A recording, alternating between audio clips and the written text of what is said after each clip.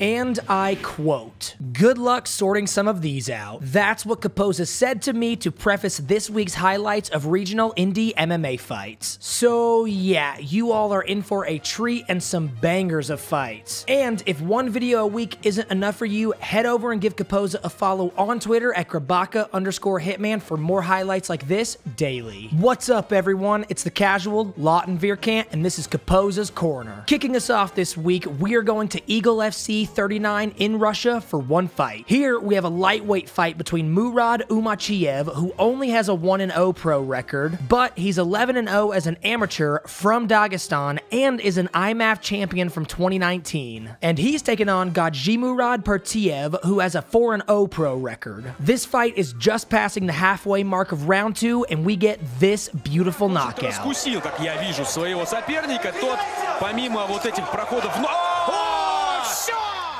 Jumping switch knee to the jaw of Pertiev and a pushback into the cage, and this fight is over. Absolutely fantastic performance from Umachiev as he improves his pro record to 2-0, and with his background in MMA and with the talent we already know that comes out of Dagestan, this guy could have a very bright future. Speaking of IMAF, up next we have the IMAF European Open, where we're going to look at two fights. The first is a strawweight matchup between Italy's Martina Corrardi in the blue outfit and who has a 1-3 record, and her opponent is Kazakhstan's Ayaan Tursun, who is in the red outfit and has an 8-3 record. Now, we only have about 45 seconds of footage for this one, but take a look at this insane knockout. The double leg takedowns on the shot. Oh, wow!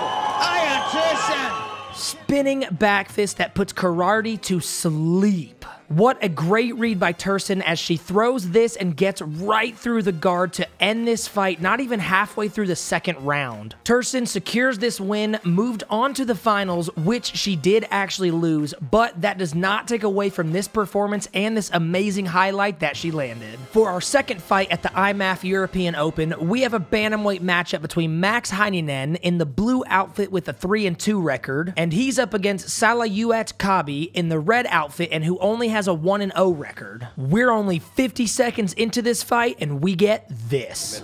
Yeah, they're really doing that. Make a mark in the Euro.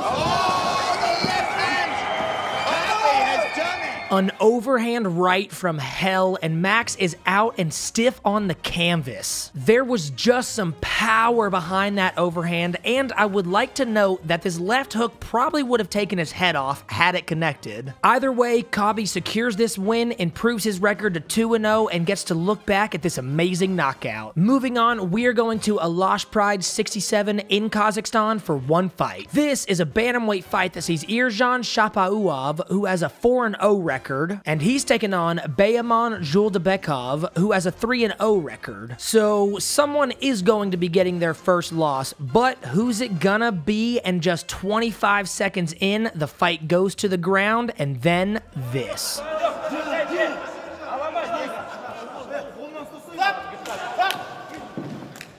A bulldog choke for the win, and you could just see the moment Irzhan went fully out, and that gets the immediate stoppage from the ref. What a submission in just a minute of this fight as Bayaman secures the win and improves his record to 4-0. Now we're going to go visit our friends at Brave53, also in Kazakhstan, for two fights. For the first, we have a flyweight bout between Azat Maksum, who has an insane 12-0 record, and he's up against Flavio Queiroz, who has a 12-3 record. We have another fight that is just past the halfway mark of round 1, and we get this beauty. Generate. That's it! Fight's over!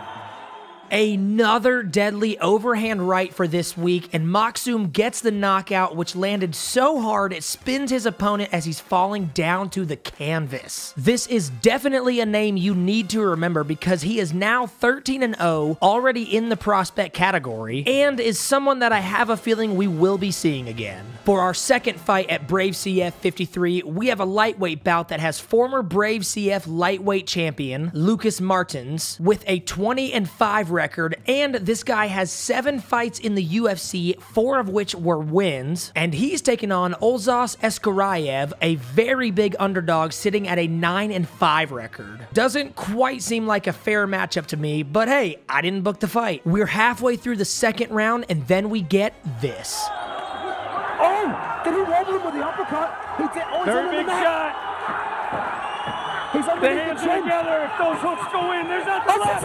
It is over. What just happened, ladies and gentlemen? A left that slightly rocks Lucas, but more importantly puts his guard down so Eskuraev can secure the back and sink in this rear naked choke to get the tap. What an upset and a great performance by Eskuraev as he gets a notable win and improves his record to 10-5. Up next, we are going to Global MMA's Leon Fighter League in Argentina for 3 fights. This promotion was very busy this weekend. The first is a featherweight bout between Alan Villalba, who is in the red shorts and has a 12-6 record, and he's up against Christian Gomez, who is in the blue shorts and has an even 9-9 record. This also looks like the tiniest ring I've ever seen, but regardless, we are halfway through the second round and check it out. Más puntualmente de artes marciales mixtas cuando intentaba un giro de puño. Qué peligrosos son esos giros igual, Metió una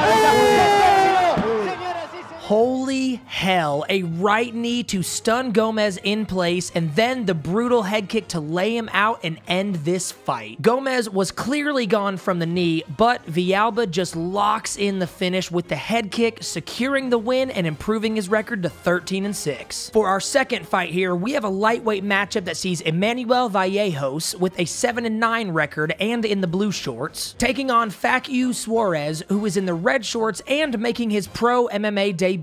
But he's a former WGP Brazil kickboxing champion, so he's not exactly new to any of this. And this one is back to our normal schedule of first round knockouts, so we're coming up on just 30 seconds in, and here we go. Señoras y señores, knockout de Facundo Suárez. Double hook combo, 1 stiff body, and a walk-off KO. Talk about an MMA debut. Sheesh. Suarez makes this count, getting a first-round knockout in just 35 seconds, and does it with what looks like ease. I don't think you could ask for a better debut, so hopefully Suarez can continue this trend and use his kickboxing skills to get more great highlights just like this one. We've got one more fight here, and this one is a featherweight bout between Juan de Silva, who has a 10-5-1 record and is in the blue shorts, and his opponent, Jonathan Martinez, has a 6-4 record and is in the red shorts. This is yet another one that doesn't waste any time getting to the action, so just 30 seconds in, we get this. Al cruce, ambos, prueba abajo, entró arriba, knockout.